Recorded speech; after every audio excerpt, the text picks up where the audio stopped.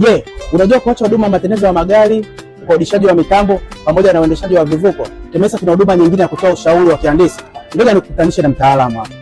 TEMESA vile tuna huduma za kihandisi ambapo tunafanya usanifu wa miundombinu ya jengo, tuna maintain ili isiweze kuharibika, na tunafanya kazi hizo kupitia kitengo chetu cha ushauri ambacho kina kada 3: kada ya electrical, mechanical pamoja na ICT. Kwa maelezo zaidi, fika katika banda letu la maonyesho lililo katika viwanja vya Sabasaba katika jengo la JK.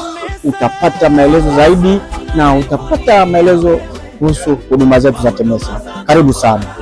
Na ambacho ulikuwa ufahamu ni kwamba sisi TEMESA sasa hatutumii makaratasi.